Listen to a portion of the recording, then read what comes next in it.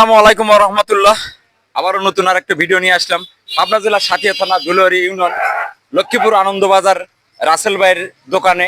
আপনারা জানেন যে এই রাসেল ভাই কিন্তু একটি রোড অ্যাক্সিডেন্টে তার গুরুতর আহত হয়ে তার কিন্তু একটি পাও হারিয়ে ফেলছে। তারপরও কিন্তু মনোবল হারায় নাই। দেখেন নিজের পায়ে দাঁড়ায়, নিজে কিভাবে সৎভাবে পরিশ্রম করছে। আসলে এই রাসেল ভাইয়ের জন্য আমরা সবাই নিজেও মুগ্ধ হয়ে যাই।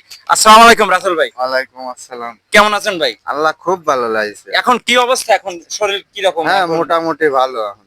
এখন এই যে ব্যবসা কি রকম হচ্ছে ভাই? হ্যাঁ, মোটামুটি ভালো চলতেছে। ভালো চলতেছে।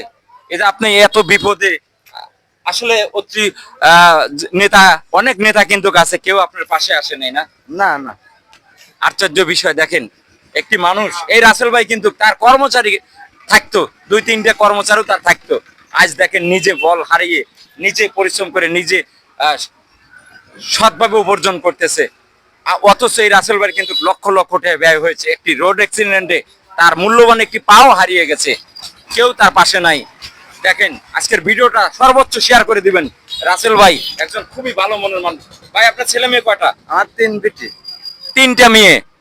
তারপরেও এখন ইনশাল্লাহ ব্যবসা চলতেছে। হ্যাঁ, চলতেছে ভালো। সবাই ভাইয়ের জন্য দোয়া করবেন। আসলে এই ভাই খুবই ভালো মনের মানুষ, কারণ আমি রোড অ্যাক্সিডেন্টে তার কিন্তু মূল্যবান একটি পাও হারিয়ে গেছে। তারপরেও সব সময় ভাইয়ের জন্য ভালোবাসা রইলো। আর এই ভিডিওটা সবাই শেয়ার করে দিবেন, আর ভাইয়ের পাশে সবাই দাঁড়াবেন। ধন্যবাদ সবাইকে, ভালো থাকবেন, সুস্থ থাকবেন, আল্লাহ হাফেজ।